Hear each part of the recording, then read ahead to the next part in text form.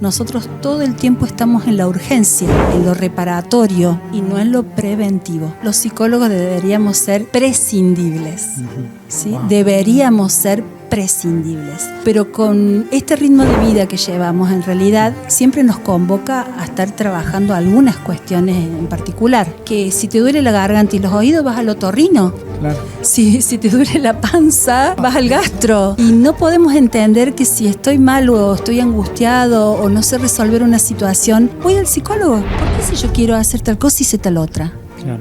¿Por qué estaba hablando y me olvidé el nombre de esa persona? La ansiedad es una emoción que nos transita a todos, ¿sí? Por suerte. El tema es cuando tenemos un exceso de ansiedad, claro, que empieza a generar en nosotros distintas sintomatologías o imposibilidades que no me permite desarrollarme como ser humano. Nos olvidamos permanentemente que el cerebro es un músculo. Si yo no lo hago descansar, si yo no le doy bien de comer, si yo no me detengo a relajar, me va a pasar factura y van a empezar a aparecer estas sintomatologías. Me decía, ¿me entendés, Claudia? No.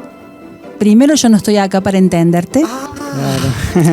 Segundo, no te pienso comprender, porque si yo entiendo al otro, no lo ayudo a modificar. Hay dos preguntas claves que son como dos grandes guías, ¿no? ¿Quién soy y qué deseo? Cuando sientan la necesidad o se hagan una pregunta y no se lo puedan contestar, consulten. La salud mental es prioritaria. No se tarden, no se queden con dudas sobre sí mismos y siempre vayan en busca de su deseo.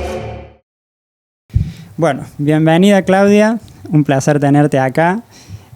Como pregunta introductoria, nos gustaría que le cuentes a la gente quién es Claudia Molina y por qué haces lo que haces. Buenas tardes, chicos. Gracias por la invitación, Tiago, Matías. Un placer también estar con ustedes. Y la verdad que es una invitación que estoy disfrutando mucho. Wow, qué pregunta, ¿quién soy? ¿No? Está bueno decir el nombre, pero lo que hay adentro del nombre no es poca cosa. Bueno, yo soy una mujer que vive apasionadamente, disfruto de mi profesión, soy psicóloga, licenciada en psicología, soy mamá y soy abuela, ¿sí? Y ahora estoy transitando la etapa de hija como nunca porque estoy al cuidado de mi madre, pero eso también me llena de satisfacción poder hacerlo. El quién soy es mucho, digamos. Yo recién más o menos refrescaba la memoria como dos momentos clave de mi vida que tienen que ver con la maternidad, ¿sí? Como momento inicial de una historia de amor que se construyó durante 30 años, donde nacieron 3 hijos, donde se cumplieron muchos proyectos, sueños, y que hoy son una realidad tangible como 3 hijos y 5 nietos de 2 de mis hijos, y una tercera maternidad que llegó más tarde, pero esa fue como en una edad en la cual el deseo estaba puesto en otro lugar, ¿no? Vivir la maternidad profundamente, porque tenía 36 años cuando volví a ser mamá y hoy tiene 21, y los otros 2 me acompañaron en el crecimiento. Crecimos juntos, los 4. Claudia, ¿sos psicóloga psicoconductual? No, okay. No. Mi formación es psicoanalítica, ¿sí? Okay. Freudiana, lacaniana, no ortodoxa, digamos, no el diván que te despido llorando, okay, pero sí mi formación es psicoanalítica. Yo quiero arrancar, antes de llegar a ese punto, que sé que hay mucha historia atrás de eso, quiero romper sé que con uno de los tabús más grandes que hay acerca de la psicología, yo lo aprendí por el deporte, al fin y al cabo llegar a un psicólogo en el deporte, entonces lo vi normal. Pero siempre entendí que uno va al psicólogo porque dicen que está loco y demás. ¿Cómo romper con ese tabú y decir, che, lo importante que es la salud mental de una persona? Y claramente, Matías, por suerte estamos como desenmarañando ese lugar de tabú, de mito. La psicología como disciplina se está presentando en un lugar más, digamos, de prioridad. No así en el sistema capitalista que tenemos si vamos a una clínica, vos vas a ver que la cartilla de profesionales hay de todas las especialidades y abajo capaz que hay un psiquiatra, un psicólogo, pero la mayoría trabajamos a puertas cerradas desde otros lugares, ¿no? Creo que muchísimo que cambiar el sistema educativo, ¿sí? Yo siempre refresco el concepto del cuidado. La palabra cuidado, ¿no? El cuidado de las emociones, el cuidado del cuerpo, el cuidado de los vínculos, que creo que es ahí donde se comienza. La psicología viene a dar cuenta, que decías vos recién de que iba a haber mucho para hablar, sin duda, el comportamiento humano. Y si no tomamos en cuenta que somos emociones también, vamos a estar medio perdidos como... hablábamos recién de redes, ¿no? que se va desvirtuando lo vincular, la sensación del cuerpo a cuerpo, de la palabra. Ponemos un emoji que estamos llorando, riéndonos, y a nosotros eso no nos está pasando. Bueno, me parece interesante, es un tema a hablar permanentemente en la mesa de casa, con los hijos, ¿no? ¿Qué sentís, qué pensás? Permitirles llorar, reír, equivocarse permanentemente como proceso de aprendizaje. Bueno, la psicología aporta todas las herramientas y si las queremos poner en práctica todo el tiempo es posible. Cuando una persona se está planteando por primera vez arrancar un psicólogo o analizarse psicológicamente, ¿qué son las cosas que tiene que tener en cuenta desde su parte y desde la parte del psicólogo también? El deseo en común, ¿sí? No se produce un tratamiento psicoterapéutico, no va a tener un proceso positivo, por decirlo de alguna manera, si no ponemos a rodar un deseo. El deseo del posible paciente de estar mejor y el deseo del terapeuta puesta ahí en sesión a sesión. François Dolto, que siempre decía cosas muy interesantes, decía que el acto de aprender se daba cuando los dos deseos se encontraban. Bueno, es muy similar lo que pasa en un proceso psicoterapéutico. Uno hace un marco, el día, la hora, los honorarios, se conocen, pero si no hay este deseo de saber que tengo un lugar donde yo coloco mi padecimiento y del otro lado vuelve esa palabra alentadora o decodificadora o una repregunta, porque es re interesante, el psicoanálisis plantea mucho más eso, ¿no? Que repreguntarse sobre sí mismo, ¿no? Y en la actualidad, recién nombrabas lo de los niños, de cómo transmitirles lo que nosotros queremos transmitirles. En la actualidad vivimos tan a mil.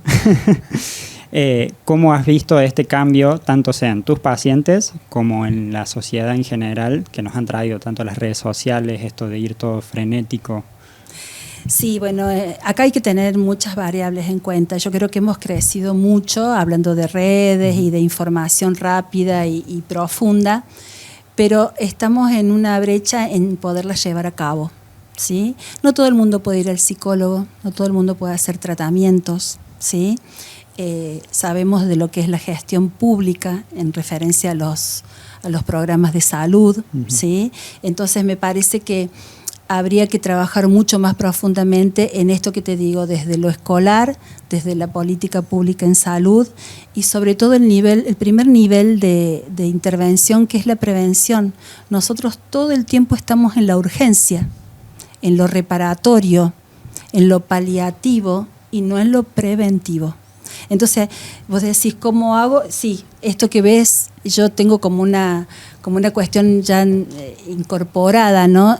Me encanta generar espacios de reflexión. Ahora estamos con generar un espacio para hablar sobre suicidio, porque me parece que son importantísimos temas que no hablamos, que no se habla en casa, no se habla en la escuela, y si no generamos el espacio van a seguir pasando cosas. Por eso te repito, hay dos momentos, sí, la psicología, las redes, el saber lo tenemos, pero no podemos hacer con eso. Y yo creo que el Estado no tiene toda la obligación de generarlo, pero sí los sistemas de salud son muy deficitarios y me parece que en este punto de la salud integral lo es mucho más. Bien, y en un proceso psicológico de tratamiento, ¿qué son las cosas que se van como que teniendo en cuenta también para que una persona pueda como que entenderlo hacia su propio conocimiento, cuáles son las cosas que un psicólogo va como que tratando en ese paciente. Y desde mi formación, el primero es la demanda, ¿no? Uno demanda un espacio terapéutico y yo escucho cuál es esa demanda. Después devuelvo como para que el paciente se empiece a aprender a escuchar, ¿no? Puede ser una queja. En general, Lacan decía que todos sufrimos de demanda de amor, por falta o por mucho, ¿sí? Pero la demanda es una demanda de amor. Entonces, en ese punto, por más que se queje de la economía, de la esposa, del esposo, de los hijos, en realidad es una demanda de amor. Pero ¿cómo llegamos a que si yo en la primera sesión me venís a demandar que estás mal y yo te digo lo que te pasa que estás demandando amor, pedilo de esta forma? No vas a saber cómo. Entonces, empezamos con la demanda, una escucha profunda, atenta, observadora también, ¿por qué no? Sin duda que hay algunas indicaciones que tienen que ver con un ordenamiento, una planificación. A mí me sirve el diagnóstico, pero solamente para guiar, como esta cuestión de las herramientas. Lacan le dice dirección de la cura, pero la cura entendida del momento crítico, no desde una cura de total y absoluta, como si fueran un apto en salud clínica. Y obvio esto del recorrido, ¿no? El pronóstico por cuestiones de deseo del paciente, ¿no? Uno no direcciona vidas, ¿no? Uno trata de escuchar y devolver. El que sabe es el paciente.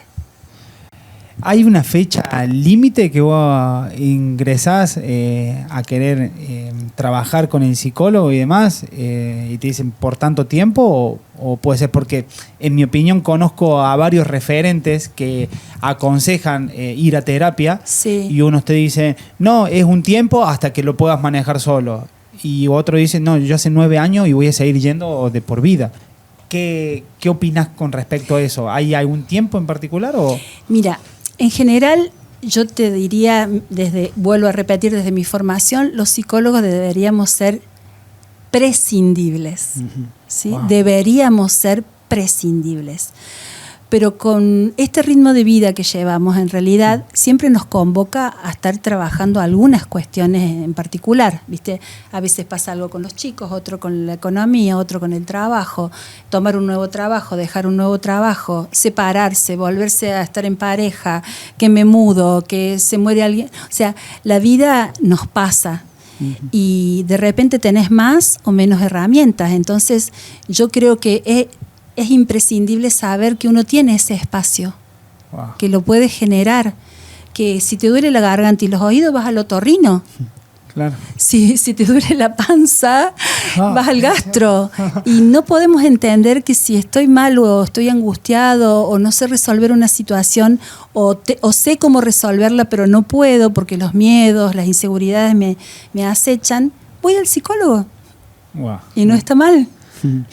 2 palabras que han aparecido, por lo que yo he entendido mucho más después de pandemia, que son ansiedad y depresión. ¿Por qué se ha acrecentado tanto y qué son estas 2 palabras? ¿Qué consideras que es la ansiedad y qué es la depresión? La depresión es un diagnóstico, ¿sí? Es una enfermedad que está en el DSM-5, que tiene que ver con una cantidad de sintomatologías y de padecimiento, que tiene tratamiento, que está bueno estar atento porque de verdad las depresiones se pueden absolutamente tratar y estar bien. La ansiedad es una emoción que nos transita a todos, ¿sí? Por suerte. ¿Sí? El tema es cuando tenemos un exceso de ansiedad que empieza a generar en nosotros distintas sintomatologías o imposibilidades que no me permite desarrollarme como ser humano, ¿sí? Entonces ahí empiezan lo que es las crisis de ansiedad ante una situación de examen, ante un viaje, ante dejar a un hijo en un lugar o preguntas que se me hacen, las sobrepienso y ese sobrepensar la posible respuesta o me adelanto a situaciones que aún no suceden, genero en mí un exceso de ansiedad que me va a traer dificultades. ¿Sí?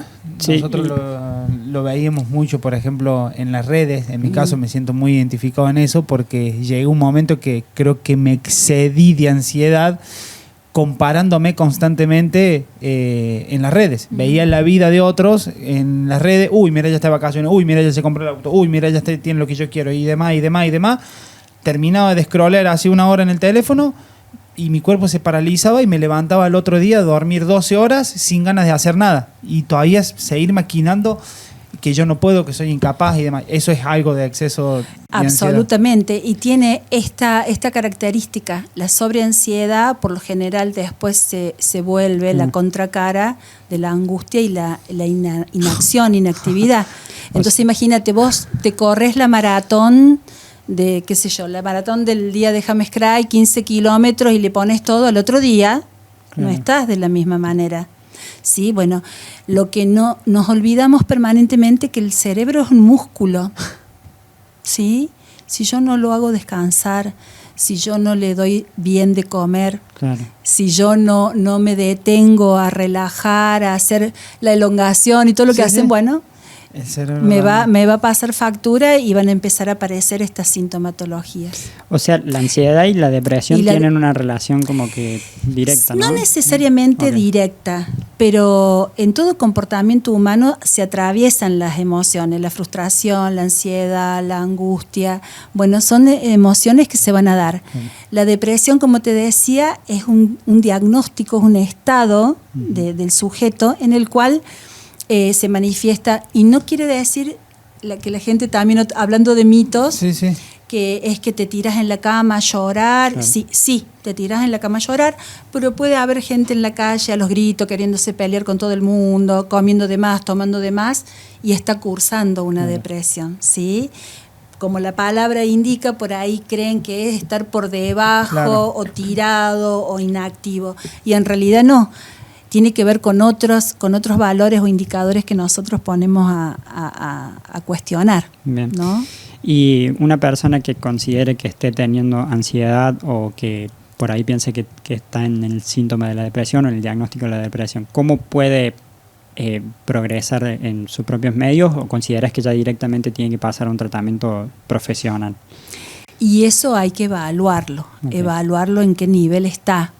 Esta mañana comenzó un paciente nuevo en el consultorio y yo le decía que cuán complicado le costaba expresar qué le pasaba y cuán complicado estaba con el consumo. Le digo, del 1 al 10, como para ir chequeando, cómo dormía, cuánto hacía que no se hacía un chequeo clínico general, cómo estaba en su trabajo. Uno tiene una batería de preguntas que dan cuenta de cómo está estructurada la vida de un sujeto y por dónde se filtra la energía, cuando el descontrol o la no planificación o la frustración por los proyectos que no funcionaron. Entonces vos vas con una serie de preguntas y de posibilidad de un diálogo constructivo de todo lo que de su realidad actual. Entonces vos más o menos vas viendo en qué nivel está. El de hoy surgió la derivación, ¿sí? Surgió la derivación. Ayer otra paciente nueva hace deportes, se separó, hace deportes, come muy bien, duerme bien, pero bueno, ya agregamos algo natural, digamos, ¿no? Uno va viendo, digamos, cómo está la realidad general del sujeto, y ahí te das cuenta que hay que imprimirle la rapidez de la interconsulta psiquiátrica, ¿sí? O no, o con recursos propios y agregando algo más que es accesible, podemos ver que va a andar, digamos, ¿no? Claudia, algo que no tenían tantas ganas de preguntarte, sé que te relacionas con muchas personas de distintas edades y al fin y al cabo escuchar los problemas, porque al fin y al cabo vivís constantemente escuchar a problemas. Yo considero que a esto de que decía el cerebro, alimentarlo, pero de manera positiva, de entregar la información positiva, vos estás constantemente recibiendo problemas de otros. ¿Cómo hace para que no te afecte directamente a vos en particular eso? ¿Hay algo? ¿Haces un ejercicio? ¿Vas a terapia vos? ¿Cómo haces? Qué pregunta muy común, Matías, te digo. Mucha gente te dice, problemas de otros. Claro. ¿Sí? ¿Nos estamos escuchando? Sí, de otros. Pero bueno, volviendo a lo humano, a lo humano, a lo empático, a lo solidario, no, claramente te entendí. En realidad, yo llevo ya ahora pronto 30 años, ¿sí? Entonces, como toda práctica, se ha hecho un recorrido bastante... no dejo de ser humana, empática, solidaria, de verdad me quedo pensando en tal o cual paciente, mando un mensajito, pregunto, me anticipo a alguna fecha que estuvo esperando. Bueno, esos detalles trato de no perderlos porque son absolutamente valiosos. Y el 13 fue el día del psicólogo. Y, ¿hace 2 días? Claro. Y no les puedo explicar la felicidad y la satisfacción de leer algunos mensajes, y no solamente de pacientes actuales, pacientes que tuve en Córdoba hace muchos años, que hoy están en otras circunstancias y en otra. Entonces digo, wow, tenemos todo el tiempo la oportunidad de quedar en otro y de la mejor manera. Pero también hay una regla dentro de lo que es la práctica profesional, que como te decía recién, no solamente que el paciente sabe, sino que lo que es del paciente va a seguir siendo del paciente. ¿Sí? Yo no me lo dejo, no me lo traigo conmigo a modo de que yo me vuelvo un par. Claro. ¿Sí? No estamos hablando de un yo a un yo. Bien. ¿Sí? Como dos amigos que se sientan con una cerveza y hablamos. Es que yo lo veo de ese ahí punto. Va. Es que ahí si va. te confío algo, como que tengo esa necesidad de que, por favor, me entiendas al 100, como si fuera un amigo. Y dijiste la palabra, una palabra muy importante. Un paciente me decía, ¿me entendés, Claudia? No. Primero, yo no estoy acá para entenderte. Claro. Segundo, Wow. no te pienso comprender. Lo que sí te voy a decir es que vos intenta comprenderte y entenderte. Porque si yo entiendo al otro, no lo ayudo a modificar. A veces me toca decir cosas muy lindas, poner en valor progresos y situaciones, y otras veces me toca decir cosas bastante odiosas y complejas, pero de eso se trata. Wow.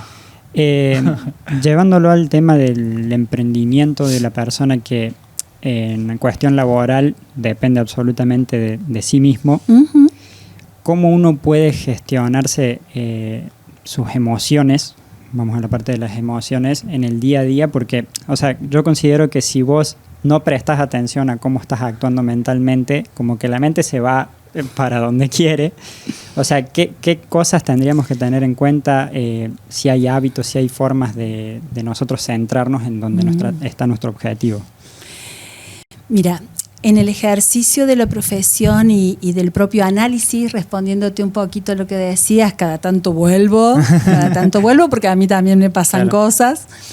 Hay dos preguntas claves que yo siempre trato de transmitir, que son como dos grandes guías, ¿no? ¿Quién soy y qué deseo? ¿Sí? Si yo me desvío de quién soy, no me encuentro con mi deseo. Si yo voy en busca desesperada de un deseo que no tiene, no está atravesado por el pensamiento, por la mediatez o la inmediatez, depende de cuánto me guíe la ansiedad. Pero que muchas veces sacamos deseos de otros, ¿no? O sea, exacto. Esto que decías recién, Matías, ¿no? Cómo la realidad me muestra realidades como muy superadoras, de muy poco tiempo. Cómo es que una influencer de vivir en un garage en Villa María ahora vive en un country en Buenos Aires y tal cosa, y la gente empieza como a elucubrar explicaciones, y en realidad, bueno, es su realidad y llegó mostrando su vida, vendiendo su vida a las redes. Si por ahí pasa su deseo, es válido. Exactamente. Es válido. Si yo no lo puedo hacer, no lo quiero hacer, tengo miedo de hacerlo, porque mucha gente habla desde el miedo, es mío.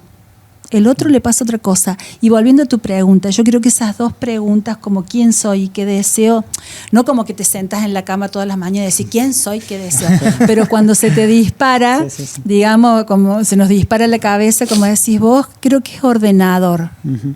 Sí, que por ahí muchas veces es como esto, cuando perdemos el eje, volvernos a preguntar esto, quién soy y qué deseo.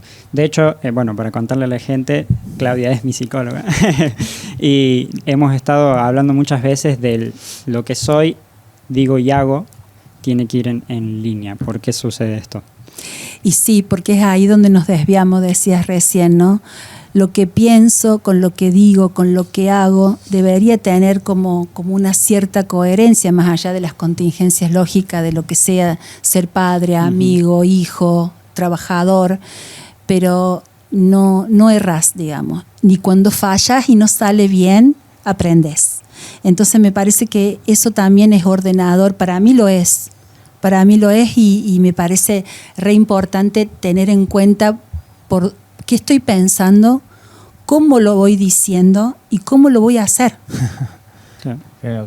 Porque si no va a tener, nada va a tener coherencia en mi vida. De hecho, nos levantamos cuando sale el sol por el este y nos acostamos cuando, digamos, todo tiene como un proceso y una lógica interna. Y cuando uno se desvía de esa lógica interna, ahí empiezan a aparecer lo que hablábamos hace un rato, la ansiedad, el sobrepensar, los síntomas. Mati, quiero hacer un parón. La mayoría de las personas que ven nuestros episodios no están suscritas a nuestro canal, así que bueno, invítalos. Por favor, gente, suscríbanse. No les cuesta nada, gente, es un botoncito que tienen que apretar y nos hacen saber que estamos haciendo las cosas bien, que les interesa y que quieren que traigamos más podcasts. Así que suscríbanse. Clau, la psicología, la rama de psicología, está todo ligado a la mente, al cerebro. Te tuviste que especializar prácticamente, ¿cómo sería? Salud mental. Qué importante es para nosotros, como yo le digo emprendedores, porque nosotros somos emprendedores, creo que la audiencia nuestra también es emprendedores, pero depende de que nos escuchen. No solamente recibí a emprendedores, recibí amas de casa, sí, supongo que a empleados y demás. Para todo es normal, importante cuidar este cerebro que decís vos y la salud mental. ¿Cómo haces con eso? ¿Qué herramientas les das para que, yo digo, que cuiden el cerebro? Porque yo interpreto en consideración, aprendí que la manera que pensamos determina la manera que sentimos. Y tiene que ver algo ahí con la salud mental. Y mira, lo estás diciendo, ¿no? Salud mental. El cerebro, la psicología se especializa en el comportamiento humano, ¿no? Podemos ver cómo está un sujeto de acorde a cómo se manifiesta, cómo habla, cómo trabaja, sus manifestaciones, ¿no? Lo que yo les decía recién, el psicoanálisis es otra cosa, ¿no? No podemos, si le hacemos una tomografía al cerebro, no vamos a encontrar el inconsciente, no va a salir Eso es lo mágico de este ser humano llamado Sigmund Freud, que dijo esto, ¿no? El yo, el ello y el super yo, y el yo con su parte consciente y su parte inconsciente. ¿Por qué si yo quiero hacer tal cosa hice tal otra? Claro. ¿Por qué estaba hablando y me olvidé el nombre de esa persona? Si estoy hablando, estoy despierta. Bueno, esto, hay que separar de lo que es la psicología como la posibilidad de leer el comportamiento humano, claro, ¿sí? Del psicoanálisis o lo que sería autoanalizarse en esta cuestión terapéutica, ¿sí?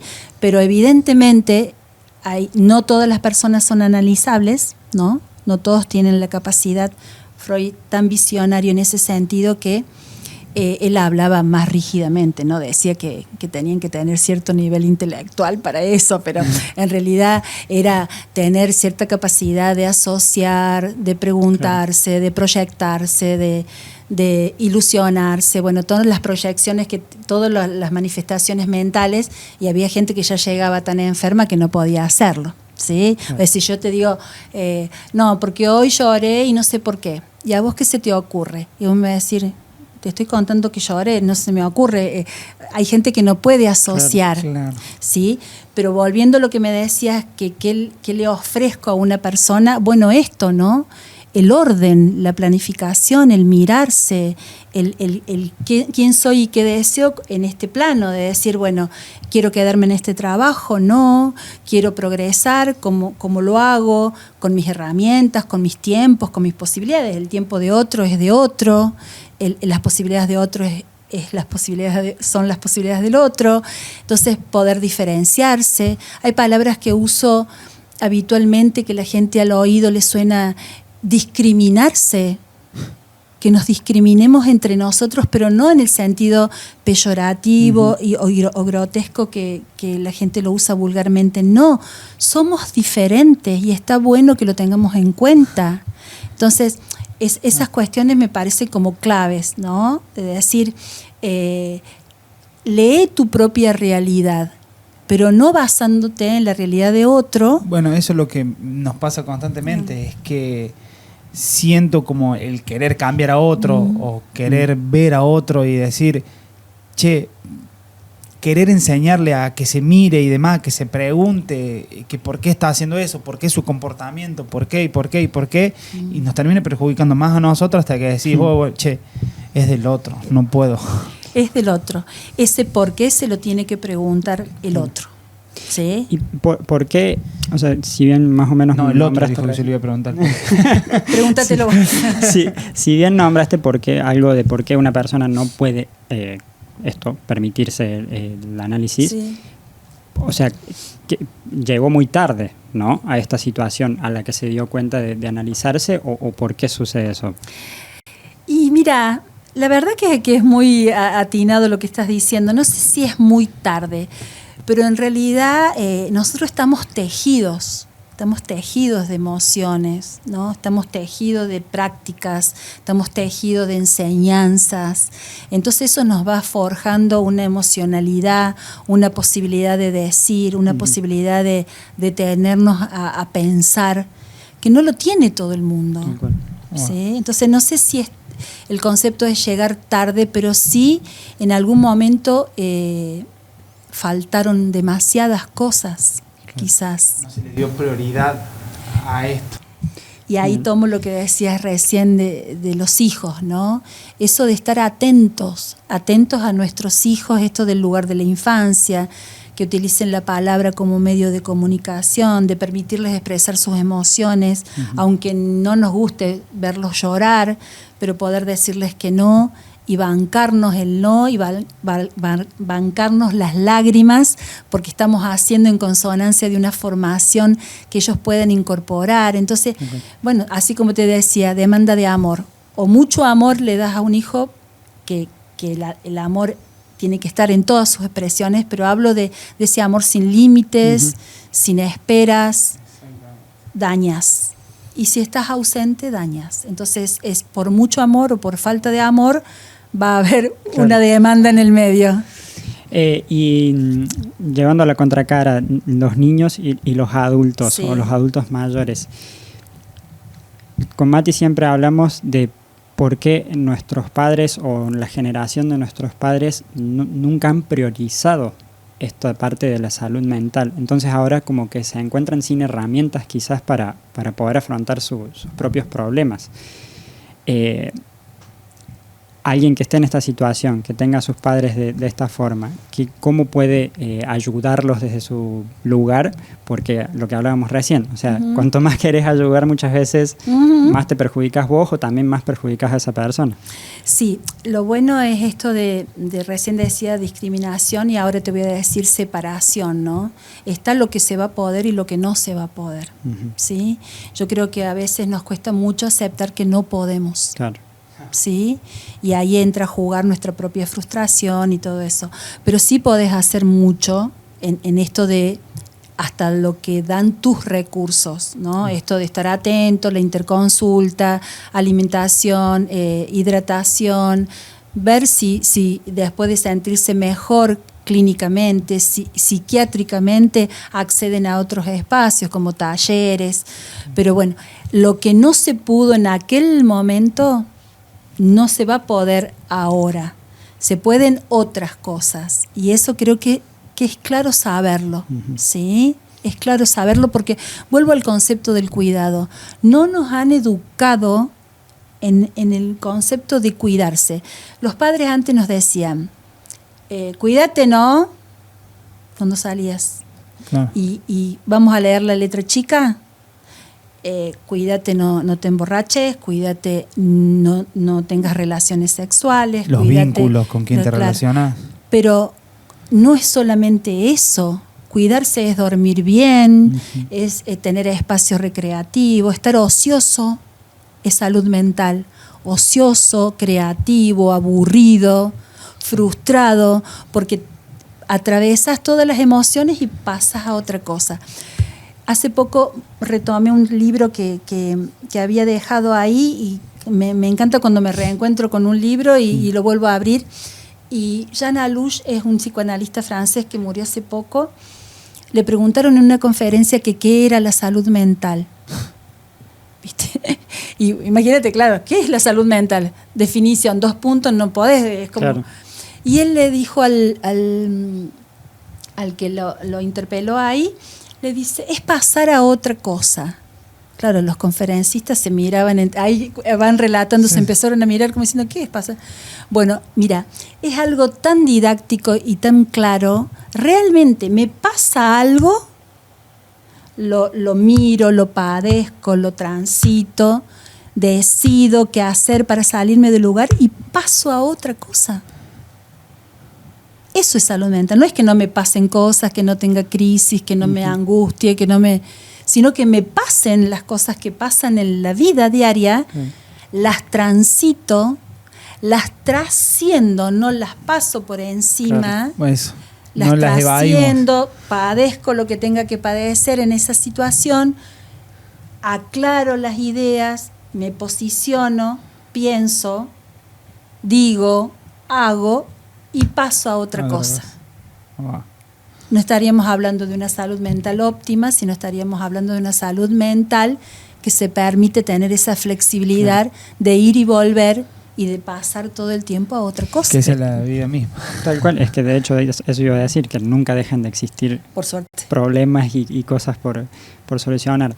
Esto que me nombrabas, Claudia, de el tema de cómo la persona tiene sus herramientas ya cuando es grande o cómo actúa, eso se tiende cuando somos niños, ¿no? O sea, se van como que haciendo tejidos, no sé cómo funciona, pero alguien que tenga un hijo y que quiera como que prever estas cosas, ¿qué tiene que tener en cuenta? O sea, además de esto del amor, o sea, ¿en qué priorizar a su hijo? ¿Cómo cuidarlo en este aspecto para que tenga una vida sana en ese ámbito? Volver a ser un niño. Ser un niño. ¿Sí? No descuidar tu niño interno, eso que se dice así muy rápidamente. Hay momentos en que tiene que entender a un niño. ¿Y cómo lo entendés? Bajándote. Claro. ¿Sí? Claro. Entonces, me parece que antes no había, ahora la hay y con muchas dificultades, pero antes la infancia era que vos comieras, durmieras y fueras a la escuela. Sí, y después eras como autodidacta para algunas cosas. En el pueblo íbamos a folclore porque iba la amiga o te hacías en el acto, te preparabas vos tu disfraz porque tu mamá o tu papá estaban trabajando todo el día y sí. Entonces digo, me parece que el que piense en tener un hijo o tiene que refrescar su niño. ¿Para qué? Para quererlo, para sanarlo, para después no pedirle a ese otro ser esta reparación, ¿sí? Sino que darle su lugar, su deseo, su crecimiento bueno, depende de digamos, este entorno. ¿Para qué te sirve tu historia más que para ir al pasado y poder refrescar para que para adelante vos puedas generar otra cosa? Esto de pasar a otra cosa. ¿Sí? Y uno de los aspectos que yo considero que últimamente estoy trabajando mucho es la confianza. O sea, considero que es una de las cosas que más nos permite el confiar en nosotros mismos, el amarnos a nosotros mismos, nos permite estar bien de salud mental.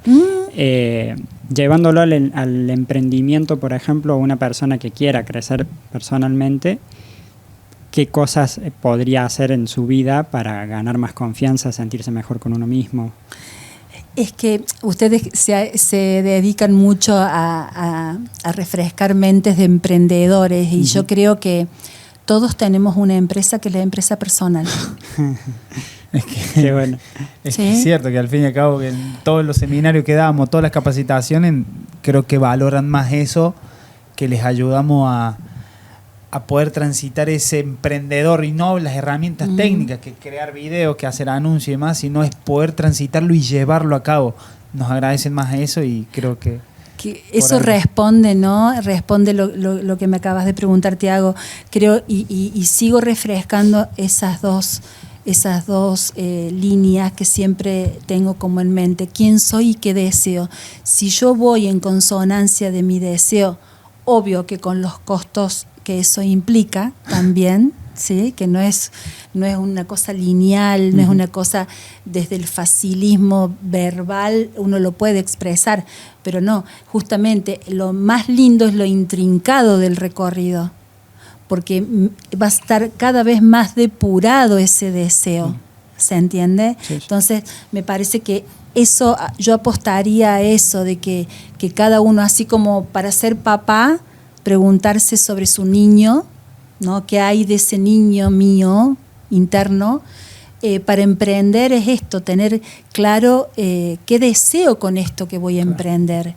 Porque alguna vez cuando hemos hecho talleres de orientación vocacional, los chicos decían algo rápido, que gane plata y que, bueno, y cómo hacerles comprender que estaba bueno, estaba muy bueno, porque en algunas cosas esas premisas o esas consignas podés tenerla para algunas cuestiones, pero no para lo que va a ser el proyecto de vida. Vos vas a trabajar de algo toda tu vida, o por lo menos el tiempo que vos lo decidas, y no podés estar eligiendo algo rápido y que me dé plata, porque esas son las bases que quiero darle a la elección de carrera. ¿Se entiende? Claro, sí. Entonces, bueno, es un poco eso, ¿no? Por eso siempre digo, cuando uno más va depurando su deseo, son menos las probabilidades de fallar. Nos contaste detrás de cámara que te pasó en carne propia. Sí, totalmente. Y ahí está, ¿no? Qué bueno cuando la vida... Por eso siempre le decíamos, qué bueno esos intentos fallidos. Que la gente dice, hay padres que dicen, no, porque fíjate que tenemos que alquilar el departamento, que no podemos gastar plata, que si vas a ir a Villa María, si vas a ir a Córdoba. Y los chicos tienen la cabeza explotada porque no saben qué quieren estudiar. Entonces es importante saberlo, y es importante saber que si fallo en el intento de la primera elección, no pasa nada. Mucho mejor aún. Claro. Antes sabes que no es por ahí. Exactamente. Y como decías, Matías, a mí me encantó haberme equivocado, ¿sí? Y direccioné para el lado de mi hermana, y mi papá tuvo su abogada. Bueno, que si te podés contar a la gente de historia, que yo elegí, claro. Querían que seas abogada, ¿así es? Mi papá me decía que yo tenía que ser abogada. Tenía que ser abogada. No era que él quería, él decía que yo tenía que ser abogada por cómo hablaba, que esto, que siempre... Te veía talento. Bueno, y así fue. Me inscribí en Derecho, hice el primer año y estudiando para los exámenes me di cuenta que no, y decidí cerrar ese libro de introducción al derecho con las lágrimas que caían arriba del libro, pero así bien de película. Y Y alguien muy cercano me habilitó, me dice, ¿y no estudias si no te gusta? Entonces fue como una liberación y ustedes antes cuando me citaron para esto me encantó porque les contaba que me hicieron refrescar cosas. A mí me encantaba la profe de psicología, yo hice en Catalina Cabilia de Vizca, la profesora Bornia, Marta Bornia, nos daba psicología y yo la escuchaba y ella hablaba toda suavecita y yo la adoraba. Y me encantaba. Y ahí empecé como a retomar esa idea y desde el minuto 1 que entré en la carrera, supe que era lo que yo quería. ¿Hasta qué punto, yo te lo digo de forma como padre de dos criaturas hermosas, dejarlas intentar fallar? Yo creo que también vengo de esa estructura de que no, que tenés que hacer esto y esto, trabajar, recibirte, tener un buen empleo, ganar dinero y listo, el sistema tradicional. Como que rompimos un poco, creo que en mi generación, y estoy siendo muy flexible con el tema de mis niñas, de decir, che, quiero arrancar ritmo. ¿Se cansan? No quiero ir más. No pasa nada. No obligarla de que ya pagué la cuota, te hice el traje, te hice demás. Pero ¿hasta qué punto es sano ser tan flexible? Decir, che, sentir que te agarran el codo y demás. Qué lindo sería tener una medida, ¿no? Para medirla con un centímetro. Pero no se puede, es dejar que prueben. Claro, o sea, ¿hasta qué punto también eso es inmediatez de cómo funciona ya su cerebro hoy? Porque hacen algo, no les gusta rápido y se cansan y van a otra cosa y así.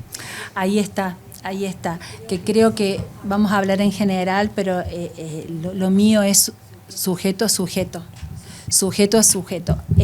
Pensando en esto que decís, hay que diferenciar si es una cuestión de una demanda que no se sostiene desde un deseo, porque dejarla intentar es lo más lógico que hay que hacer.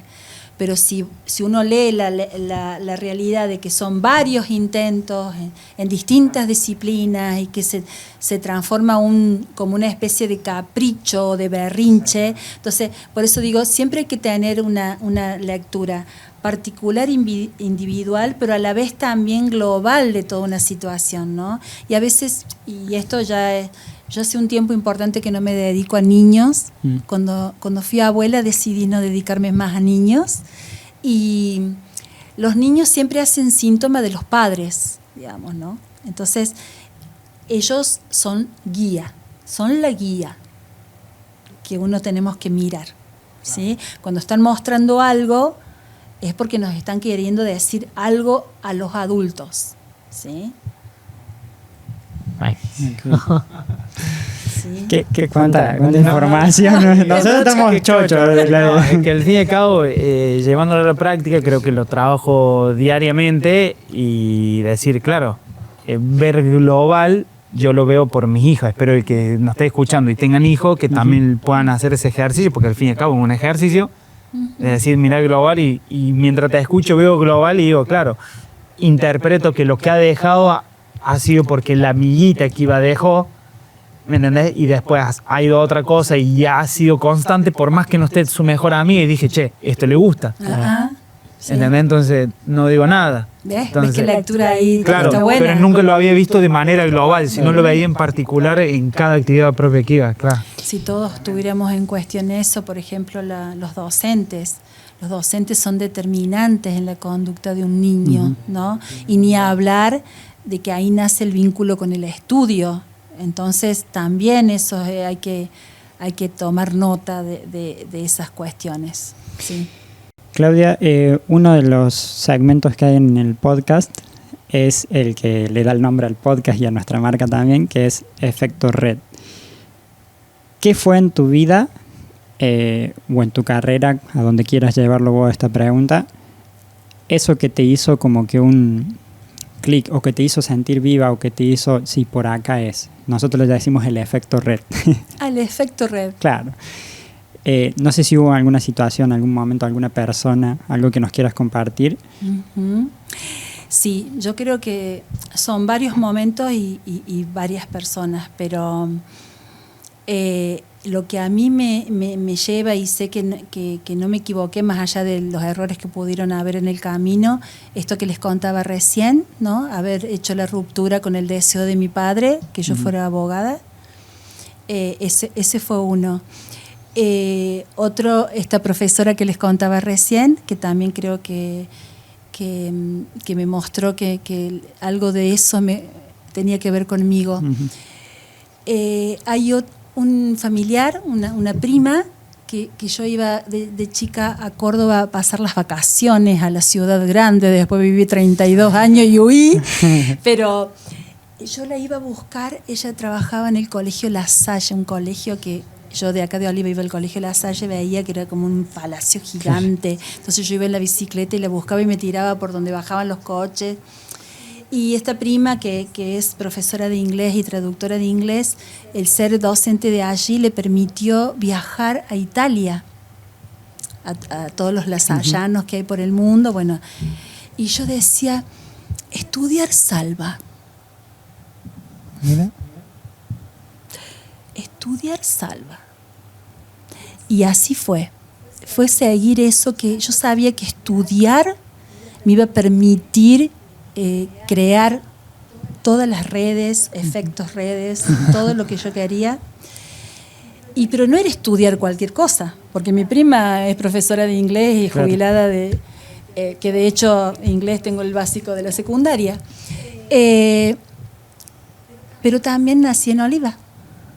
Y en Oliva estaba, y está en mínima expresión, la colonia Vidalaval, de lo cual ahí trabajaba mi mamá, mis tías, mi tío, ¿sí?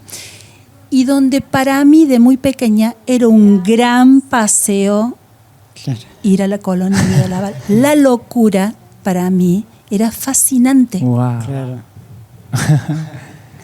Yo ahí vi las primeras manifestaciones así violentas, de alucinaciones, bueno, entonces eso creo que también dio como el impulso a todo esto que les cuento, ¿no? Que se va uniendo a una elección. La locura como significante que nos atraviesa Oliva. Estamos atravesados, hablando de análisis o psicoanalizando la ciudad, la locura, la muerte y la guerra.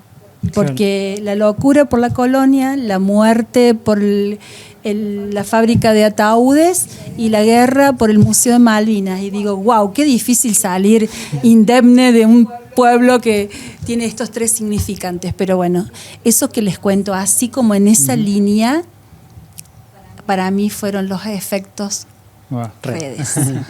Y Claudia, o sea, tu vida está dedicada, o por lo que yo veo desde este punto, a brindarle a la otra persona también algo. Y de hecho creo que es una de las cosas que yo, si bien voy transicionando de la parte de filmación ahora también a formar personas, creo que es una de las cosas que más nos llena el hecho de hacer algo también para otra persona, o sea, como de compartir lo que uno sabe, o sea, creo que eso termina siendo como que un propósito mucho más grande que la propia profesión, ¿no? El trascender en otros, que creo que es lo mejor que te puede pasar, digamos. Te puede ir mejor o peor en la profesión, te pueden salir mejor o, no sé, en la valoración, pero que lo que les contaba hace un rato, haber recibido mensajes de personas que aún estás en su mente, por la razón que fuere, digamos, y que te lo pongan en valor. Yo ya estoy pagada, ¿me entendés? Y que creo que el ser humano en su búsqueda es trascender en los hijos, en la profesión, en el crecimiento en cualquier orden, es trascender. Algunos trascienden de manera muy negativa, pero bueno, trascienden, ¿sí? Pero me parece que es eso. Yo creo que hoy por hoy lo que a mí me moviliza dentro de mi ámbito, de mi, ¿cómo se dice? Mi mosaico de saber, no sé si sé todo de psicoanálisis o me falta mucho, o tengo muchas cosas que aprender, pero sí sé, hay algo que lo tengo claro, que cuando yo tomo un paciente, mi deseo está en juego. Y eso tiene un valor inconmensurable. Wow. Creo que me encanta porque al fin y al cabo a lo que se dediquen, nosotros siempre decimos, creo que compartimos la misma filosofía, nosotros con clientes. Por más cliente que tenga y que venga con toda la plata, si no va con nuestros valores y demás, y no nos vamos a sentir pleno y disfrutar de lo que hacemos, por más que haya un intercambio económico, prefiero decir que no, y te escucho y digo, y nos vemos muy reflejados. No, cuando no pasa eso especial, eso inédito, eso incomparable, que a veces te cuesta verlo, te cuesta detectarlo, pero si no pasa, te pasa en las parejas, te pasa, qué sé yo, alguno dice, yo fui a Río, ay, no porquería, ¿no? Yo fui a Río, me encantó. Decir, ¿cómo es? Si es el mismo río. Bueno, es que es cada uno. Y esto que decías, como a otros. Lacan dice que el conocimiento es paranoico. La palabra, viste, que dice paranoico, wow. ¿Por qué? Porque nosotros nos conocemos en otros. Nosotros nos conocemos, en los mejores de los casos, a través de nuestros padres. Nosotros nacemos una masa informe que lloramos para pedir que nos cambien, que nos den de comer. Lloramos porque no tenemos otra forma. Entonces, ese otro que está a mi cuidado me dice, vos sos Claudia, tenés hambre, sos una niña, ay, mira qué linda, y mírame esto, y la pones en el espejo. Y dice, mirá, quién es mi bebé, vos sos mi bebé, y vos te conoces en otro. Y nada más y nada menos que por la palabra del otro. Entonces, ¿por qué es tan intrincado la búsqueda de ese deseo? Parafraseando lo que decíamos hace un rato, ¿no? De haber elegido carreras que querían otros. Que estamos tan atravesados por el discurso paterno, materno, que a veces nos cuesta muchísimo encontrarnos con nuestro propio deseo, porque a veces estamos cumpliendo los deseos de otros. Hacemos este parón en este episodio para comentarles que con Tiago hemos sacado una formación de 6 semanas que los llevamos paso a paso. Trabajamos 6 puntos clave para llevar a cualquier emprendimiento, empresa o idea del cero absoluto a que puedan tener un negocio rentable en esas 6 semanas. Ese sistema es el que usamos nosotros mismos en el podcast, en nuestras marcas personales, en Efecto Redes, y también que lo aplicamos en clientes y se lo enseñamos a nuestros alumnos. El sistema que usa cualquier emprendimiento, cualquier negocio que está funcionando en redes sociales. No se necesita tener muchos seguidores. Nosotros con 300 seguidores en Efecto Redes facturamos más de $3,000 en un mes y nuestros alumnos están teniendo sus mismos resultados. Personas de 9 años a 67 años han aplicado esta información y han tenido resultados. Así que aquellos interesados, el link en el perfil. Y también, ya que están todas nuestras formaciones ahí abajo, cursos y demás. Chequealas. Te va a interesar. Clau, que nombrabas ahí Lacan, ¿lo digo bien? Sí, Jacques Lacan. Lacan. Ahora sí llegó a nuestro segmento uno de nuestros favoritos, que a cada invitado le pedimos que traiga algún objeto que le haya marcado en su trascendencia, en su trayectoria, en su vida, que le quieras compartir. Veo que los tenés ahí. ¿Cuáles son y por qué? Sí, la verdad que me costó muchísimo y dije, bueno, voy a empezar por lo más práctico porque por ahí vamos a hablar bastante de la profesión y de estas cuestiones en relación a los efectos redes, pero sin duda que les hubiera traído fotos de mi familia, ni hablar de los hijos y de los nietos que son lo más para mí y me encanta poder tener la energía, la vitalidad y la salud para estar presente, acompañarlos y hacer locuras y que ellos tengan ganas de venir a casa y no se quieran ir. Eso para mí no tiene medida.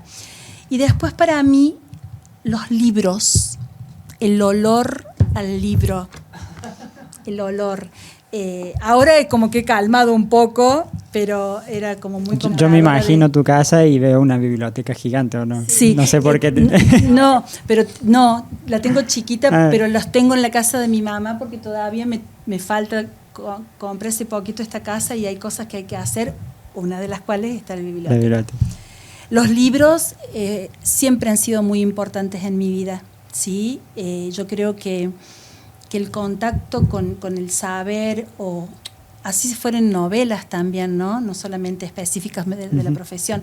Me gusta viajar, me gusta hasta sentir olores o comidas de una novela de Bonelli, o no sé. ¿Viste? Me gusta leer y viajar con el pensamiento por esas historias y ser un poco parte también de eso, ¿no? Como que protagonista.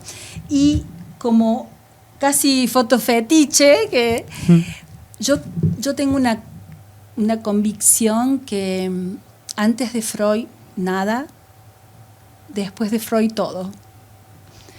Pero no lo digo como totalizante absoluto y cabe algo.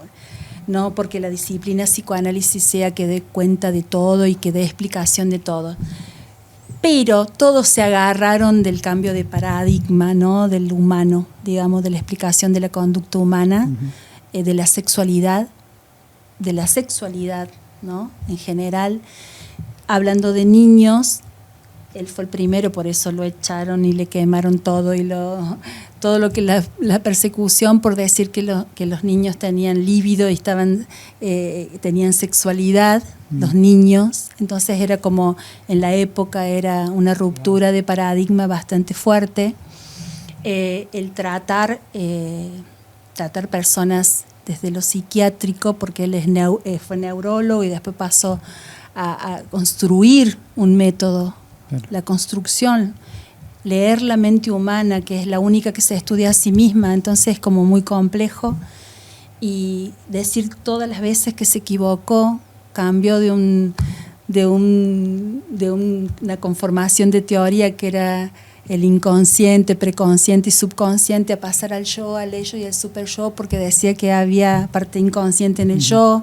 5 casos, 5 fracasos que le permitieron la confección de la teoría del psicoanálisis. Entonces, para mí, dentro de mi mosaico de saber, esta persona, de ahí sale todas las otras ramas de la psicología, como cambiando nombres, poniendo otras cosas, inclusive las que no están colegiadas, como las constelaciones, la biodescodificación, los coaching, bueno. Sí, como que hizo un cambio de paradigma. El cambio de paradigma de la conducta humana. En cuestión del yo, el super yo y el de yo, ¿podrías profundizar un poquito en eso? ¿Querés teoría? No, pero lo estudié, pero sí, es como que ahora me interesa para verlo en mi vida ahora. Bueno, él habla como una especie de... todo es subjetivo, ¿no? Porque no se puede medir, como les decía recién, no lo podemos encontrar en un lugar. Pero nosotros estaríamos como configurados bajo estos 3 conceptos, ¿no? El yo sería este que dice: yo voy a ir a James Cray, voy a hacer la presentación con los chicos, pero quiero nombrar a alguien y me olvido. Bueno, eso es el yo consciente e inconsciente, la conducta mía, el desenvolvimiento, el inconsciente es lo que está vedado, que se abre en determinadas ocasiones y deja escapar en los sueños, en los lapsus, en los olvidos, ¿sí? Y el super yo es esa super palabra, como les decía recién, claro, que es el gran deseo del otro, dice Lacan, ¿no? El otro grande, ¿no? Que el otro grande puede ser un padre, puede ser una madre, puede ser, qué sé yo, una situación que me configuró como que decir: ay, quiero hacer esto, pero no me animo. Me quiero casar con una mujer y no, ¿qué va a decir mi familia? Bueno, nos dice: hoy tenés el super yo súper rígido. Claro. ¿Sí? Sí, sí. Bueno, son figuras bastante difíciles de transmitir, sí. Porque tienen que ver con que no son tangibles, no se pueden medir, es desde el discurso. Okay. Lo que hace el psicoanálisis del cual yo adhiero es la posición subjetiva de un sujeto frente a un discurso. Traducido a criollo. A criollo. Es cómo vos te parás frente a ese deseo. Yo les sé decir a los pacientes, no sé si alguna vez lo hablamos, que es como que llegar a terapia es como llegar y atrás tenés una obra de arte. Entonces, el hablar, asociar, conocerte, empezás a hacer un giro y terminás mirando la obra de frente. ¿Sí? Entonces, ese sería algo didáctico como para plasmarlo, ¿sí? La posición que vos tenés frente. Yo ahora me doy cuenta cuando ya me piden turno en el teléfono, por ejemplo. Me va a decir, Claudia, pero ya, porque sí, tal cosa. Bueno, ok, pero tal. Y siguen preguntando y siguen hablándome. Yo ya voy perfilando, digamos, la persona que me va a pedir. No es que me prejuzgo o me paro en eso. Pero vos te das cuenta. Lo vas filtrando como nosotros claro, con las etiquetas de WhatsApp. Entonces, ¿cómo se para esa persona frente a lo que está diciendo? ¿No? Bueno. Claro, te puedo pedir que lo muestres a esa cámara porque para el que no lo conoce, porque hay personas que no lo pueden llegar a conocer. Mira, sí, claramente. Por favor, que el diga. Padre del psicoanálisis, Sigmund Freud. Él, bueno, esto es un tomo de las obras completas, ¿no? Son 24 y bueno, es un recorrido, una lectura que uno podés creer que una sola persona... Claro. Porque no es la cantidad de lo que escribió, sino lo que escribió, cómo haces para transmitir el psiquismo humano. Y estamos hablando de año... Sí. No, y él empezó en 1915, Claro. porque él empezó con experimentos desde la neurología. Lo primero que escribió un proyecto de psicología para neurólogos, entonces él quería encontrarle la vuelta, la explicación. Y después, bueno, rompió con el paradigma clínico médico y directamente creó su propio método en esto que el primero y el segundo que decíamos recién, ¿no? Y Lacan es Freud sabía que venía este discípulo, pero fuerte, porque él empieza a hablar de otras cuestiones, el objeto A como el objeto perdido, empieza a incorporar otros conceptos, pero siempre tomando, de hecho hay un seminario que se llama Retorno a Freud, y él hizo una tesis magistral donde él estuvo sentado en la primera fila y nunca lo felicitó. Nunca se la leyó y nunca lo felicitó. Hay cuestiones muy lindas para saber de estos grandes en este caso del psicoanálisis, pero muy interesante. Freud intrincado para leerlo en esto de encontrar las palabras justas para dar cuenta de cosas tan intangibles, y él, genial, escribir para casi las primeras veces que lo leí, la frustración que yo tenía, no entendía, y un día un profe, hablando del entendimiento que dije hace un rato, dice, chicos, Lacan escribió para que no lo entiendan, no tienen que entender ustedes. Y ahí empecé yo a pararme desde otro lugar. Claro. Entonces, y a veces la lectura de ellos siempre no es cronológica. Es una lectura lógica. De hecho, hay programas específicos para ir por dentro de la obra de cada uno. No es que el tomo 1, el tomo 2, el tomo 3, sino que hay cierta lógica. Bien. Claudia, bueno, vamos llegando al final del podcast, pero hay una pregunta que siempre me gusta hacerles a los entrevistados, es que llevando a esto de que muchas de las decisiones o de las cosas que nos marcan en la vida suceden en la niñez, en la adolescencia, ¿qué le dirías a esa Claudia que estaba en ese momento de tomar la decisión, o de que estaba con muchas dudas? ¿O qué le dirías a esa Claudia niña? Le he dicho tantas veces tantas cosas. Yo creo que le diría que exigiera más a los papás, que estuvieran más presentes. Le diría que me hubiera gustado que mi abuelo me durara más y poderlo disfrutar un poco más, pero bueno, me duró 8 años, mi abuelo materno, que ahí hay otra historia que otro día vemos.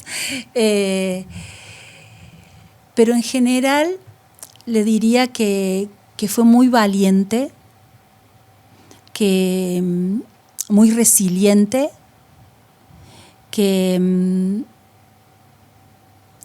no se arrepiente de haber sido mamá adolescente, porque les vuelvo a decir que la maternidad también fue un momento clave en mi vida, que me hizo focalizar en lo que yo quería.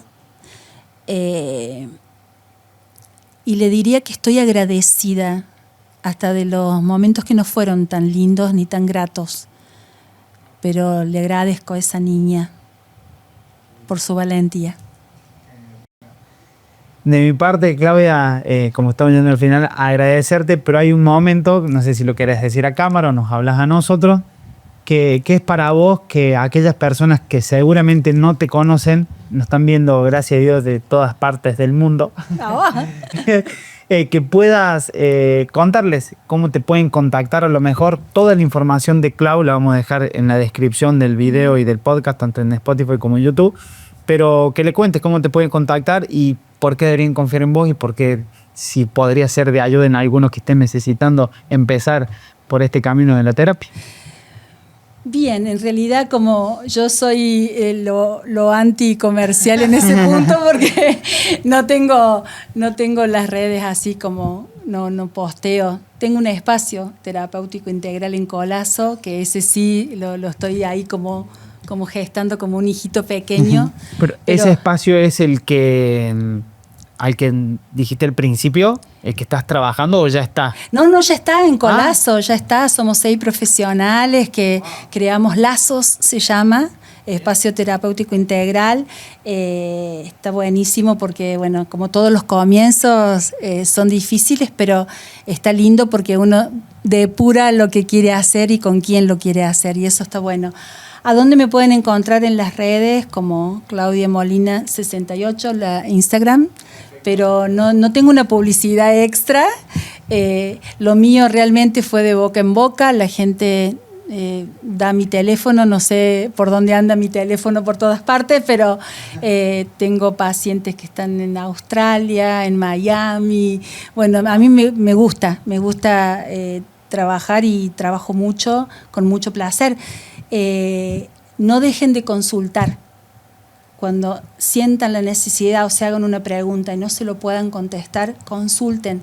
La salud mental es prioritaria, ¿no? No se tarden. Tiago dijo algo importante. No sé si pasa mucho tiempo o poco, pero no se queden con dudas sobre sí mismos y siempre vayan en búsqueda de su deseo. Gracias, Claudia. Toda la información del centro tuyo, todo queda acá abajo, así que despreocupate. Gracias por ese momento, porque también que seas accesible para todos los que nos escuchen, ya es la idea también de esto. Y que les sirva a todos. Gracias, y la verdad que para mí fue una experiencia espectacular. Muchas gracias. Yo creo que tiene que haber otro, porque tengo tantas preguntas, pero se nos va a ir. Seguramente que, bueno, lo dejen en los comentarios, que seguramente hay muchísimas cosas para hablar. Estoy seguro que cortamos la cámara y vamos a ir hablando porque... Cuando quieran me convoca y lo hacemos. Listo. Gracias, Claudia.